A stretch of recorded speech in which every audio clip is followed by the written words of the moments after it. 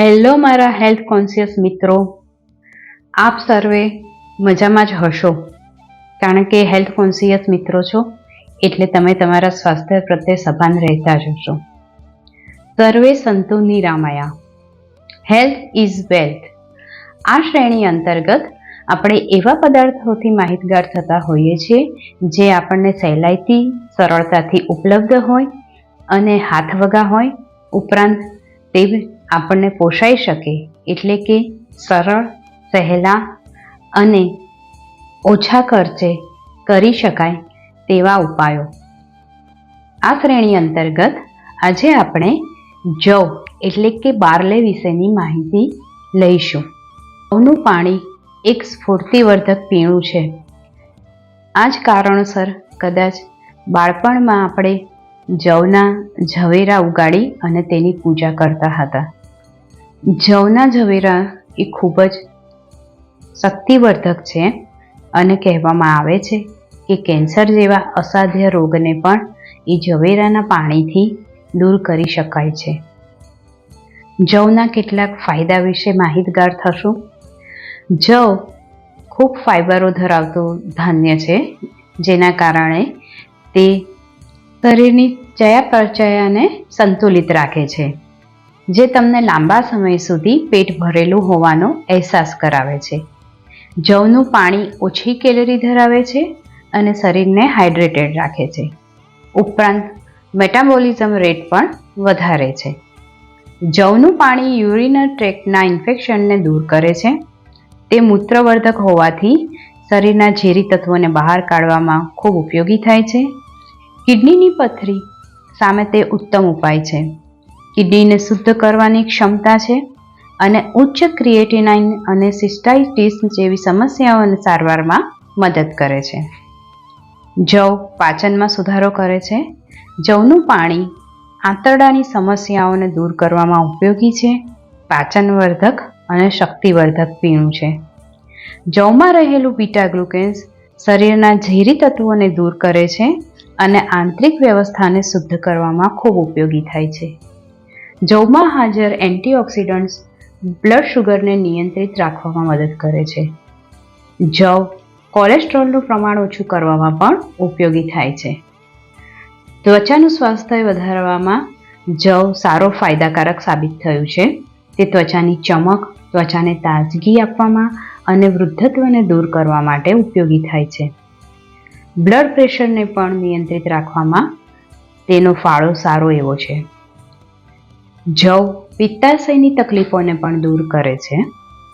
આમ જવ ઘણા ફાયદા ધરાવતું હોય છે, પરંતુ અતિ સર્વત્ર વર્જ્યની જેમ જવના પાણીની ઘણી વખત ટેવ પડી જતી હોય છે, જેના કારણે જવ અને જવના પાણીનો ઉપયોગ યોગ્ય વૈદ્યકીય સલાહ અનુસાર કરવો અને તેમાં નિયંત્રણ રાખવું જરૂરી છે. ચરક સંહિતામાં જણાવ્યા અનુસાર અન્ન જ પ્રાણ છે. પ્રાણધારીઓનો પ્રાણ અન્ન છે. તેથી જીવલોક અન્નની પાછળ દોડે છે. વર્ણ, પ્રસન્નતા, મધુર અવાજ, જીવન, પ્રતિભા, સુખ, સંતોષ, શરીરને બળ, મેઘા વગેરે અન્નમાં જ પ્રતિષ્ઠિત છે. અન્ન મનુષ્ય માટે કેટલું અનિવાર્ય છે તે ઉપરોક્ત સૂત્રથી એકદમ સ્પષ્ટ થઈ શકે છે. માત્ર મનુષ્ય જ નહીં, જેનામાં પ્રાણ છે તે સૌ માટે અન્ન પ્રાણ છે. કેટલો સમય પ્રાણી અન્ન વિના જીવી શકે? માટે સગળો જીવલોક અન્નની પાછળ દોડે છે. દાખલા તરીકે હરણ ઘાસ પાછળ દોડે છે તો હરણની પાછળ સિંહ દોડે છે. એમ મનુષ્ય પણ અન્નને પામવા ખેતી કરવાથી લઈ નોકરી કરવા સુધીના નાના મોટા કામો કર્યા જ કરે છે. અને કેમ ના કરે? આ અન્ન જ પ્રાણી માત્રનો વર્ણ કે રંગની સુંદરતા આપે છે. શરીર મનની પ્રસન્નતા અને સ્વસ્થતા આપે છે. પરિણામે અવાજ પણ નરવો, નક્કર નીકળે છે. આ અન્નના આધારે જ જીવન ટકેલું છે. એનાથી જ પ્રતિભા દેખાય છે, સુખ અને સંતોષ મળે છે. શરીરને પોષણ આપે છે, તેથી બળ વધે છે. મેઘા, બુદ્ધિ ને ઓજસ્વી બનાવે છે. કેવું અન્ન પ્રાણરૂપ બને? આહાર, વર્ણ, ગંધ, રસ અને સ્પર્શમાં હિતકારક હોવા જોઈએ. તે પ્રિય અને હિતકારક બંને જાતનો હોવો જોઈએ.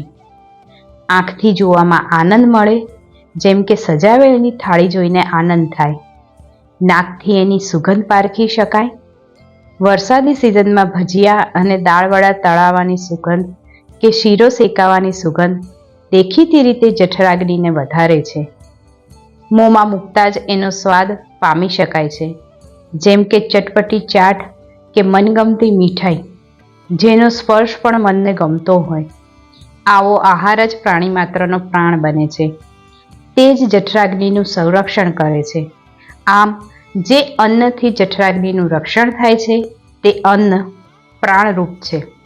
સાથે સાથે સાત્વિક આહારની પણ એટલી જ જરૂરિયાત છે. આહાર વિશે ગંભીર વિચારણા માત્ર આયુર્વેદમાં જ કરવામાં આવી છે તેવું નથી. ભારતીય સંસ્કૃતિમાં ગીતાજીનું સ્થાન અનન્ય છે. તેમાં રહેલા તત્વજ્ઞાનનું આકર્ષણ સદીઓથી માનવ મનને લોભાવી રહ્યું છે. તેમાં પણ આહાર વિશે સુંદર અને ઉપયોગી દિશા નિર્દેશ આપવામાં આવ્યા છે. આહાર 3 પ્રકારના બતાવ્યા છે: સાત્વિક, રાજસી અને તામસી આહાર.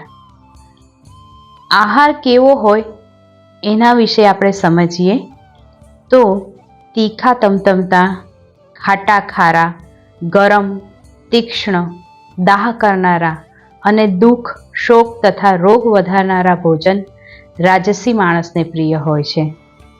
હવે તામસી આહાર કેવો હોવો જોઈએ? તો તામસી વાસી, નીરસ, દુર્ગંધવાળા, ઘણા વખતથી પડી રહેલા, એઠા અને અપવિત્ર ભોજન તામસી લોકોને પ્રિય હોય છે. જેને જે પ્રકારનો આહાર પ્રિય હોય છે તે આહારને સાત્વિક, રાજસી અને તામસી આહારમાં વિભાજિત કરી શકાય. આપણે રોજિંદી જિંદગીમાં શું ખાઈએ છીએ, પીએ છીએ તેની એક યાદી બનાવીએ તો સવારથી લઈને સાંજ સુધી કે મોડી રાત સુધી આપણે શું ખાધું તેને કાગળમાં લખી અને તેના ઉપરથી સાત્વિક, રાજસી અને તામસી એમ પ્રકાર પાડી અને આપણે કયા પ્રકારમાં આવીએ છીએ તે સમજી શકીએ. ગુજરાતીમાં કહેવત છે કે અન્ન એવો ઓળકાર. જેવી વસ્તુ ખાઈએ તેવી રીતે આપણું શરીર બને છે અને તે પ્રકારની વૃત્તિઓ આપણા શરીરમાં, મનમાં વધતી જાય છે અને તે મુજબનું વર્તન આપણા જીવનમાં દેખાય. આમ અન્ન એ માત્ર શરીરને ટકાવવાનું કામ કરે છે એવું નથી. એ તમારા જીવનની ગુણવત્તા, ક્વોલિટી ઓફ લાઈફને પણ અસર કરે છે. સારું, તો સાત્વિક ભોજન તરફ વળીએ અને ક્વોલિટી ઓફ લાઈફને વધુ સારી બનાવીએ. સ્વાસ્થ્યવર્ધક વસ્તુઓને આપણા જીવનમાં સ્થાન આપીએ. સ્વસ્થ મનુષ્ય જ સ્વસ્થ સમાજની રચના કરી શકે છે. Health is wealth. Thank you for listening and have a great day.